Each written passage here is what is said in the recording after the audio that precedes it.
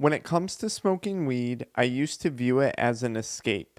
And I think I was escaping from three things in particularly depression, stress and anxiety, and we're going to use the generalized term of trauma to wrap up everything else, okay? And a large part of my weed consumption had to do with the want to escape from each of those categories of things: stress and anxiety, depression, and trauma. And when it came down to quitting and breaking my weed addiction, what I had to realize was that weed addiction was far from an escape, but rather a whole new level of imprisonment and entrapment when it came to both my mental health, my physical health, and my overall well being. And that's exactly what I want to address in today's brief video. If you're new to the channel, my name's Dr. Frank. I'm the founder of Addiction Mindset recovery coaching programs, which are dedicated to helping people quit nicotine, THC, energy drinks, and adult media content, substances that I once struggled with. You can find more resources in the pinned video comment below about our programs if you want to look into them further. So the first idea is that weed is an escape from depression. And when we fall into the cycle of addiction, I want to explain how this works. So when you become addicted to a drug, you consume that drug, and that drug releases a bunch of dopamine and serotonin and other feel-good neurotransmitters and hormones and things like that, okay? So I smoke weed, I get a big hit of dopamine. Now, I feel really good for a little bit. But what eventually happens is my body recognizes and it says, okay, your brain has been flooded with dopamine. So now I have to down-regulate that. I have to turn down the volume on that. And then shortly after the high, we experience the crash. And the crash is often a very, very depressing experience. And this depression is considered a large part of the withdrawal symptoms. So we consume weed, we get a bunch of dopamine. Our body says, wait a minute, too much dopamine is present.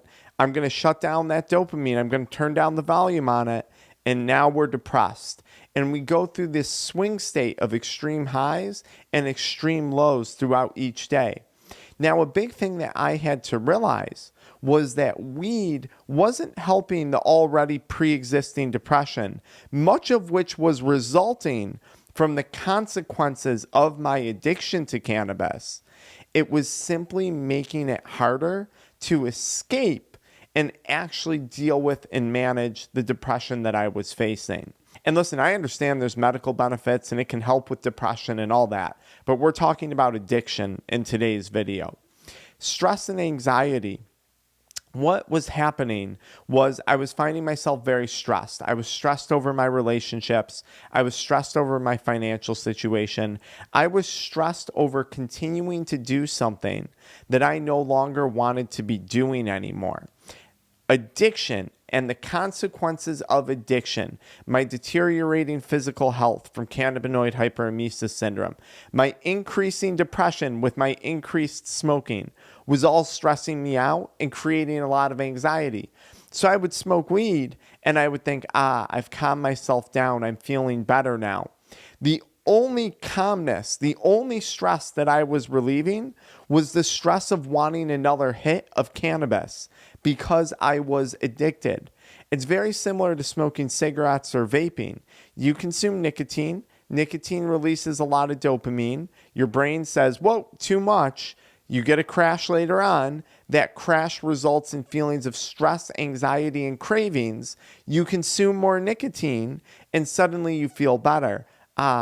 That's the cycle of addiction. The only stress it's relieving is the stress that it created, while actually multiplying and magnifying many other areas of your life that might be stressful. Again, finances, relationships, physical health, mental health, procrastinating on things, lack of motivation on things, whatever it may be. So weed was not an escape from the depression. Weed was not an escape from the stress and anxiety. And lastly, in my opinion, addiction is a traumatizing experience in and of itself. what we go through, no matter how extreme or how minute it may seem, if you are suffering with addiction, it is traumatizing. Spending weeks, months, or years of your life continuing to do something that you don't want to be doing anymore, continuing to feel like you don't have control over the situation is trauma. That is a traumatizing experience.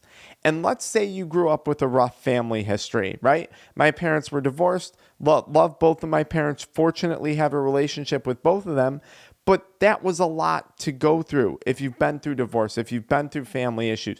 Maybe you've been through something 1,000 times more horrific. And I've talked to plenty of people who have. That what they've gone through makes my life look like a walk in the park. But what I want to tell you is the resulting consequences of addiction create a whole new set of trauma. And if the only way we know how to deal with trauma is through substance use, how are we going to deal with the trauma created by cannabis, created by cannabis addiction? We're going to turn to using more of the substance, which is going to send us through these swings of highs and lows when it comes to dopamine, which is going to add to our stress and anxiety due to the consequences of addiction and create a whole new set of trauma for us.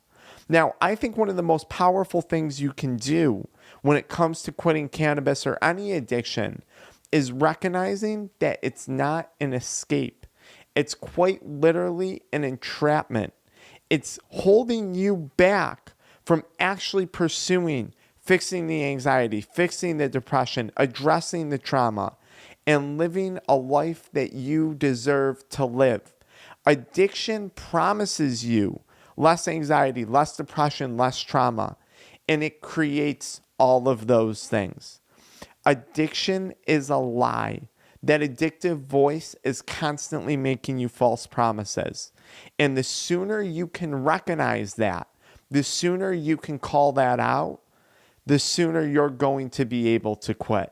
And that's exactly what our programs are all about. So if you want to go deeper on this, if you want to do a one-on-one call, if you want to get the free guide to quitting smoking weed, if you want to join our Addiction Mindset group accountability coaching, it's affordable for everyone. We're removing all barriers for you guys here in our programs to quitting. Check out the pinned comment, check out the video description, and get at it. Or just follow me into the next video where I talk more about addiction and depression. I'll see you guys there.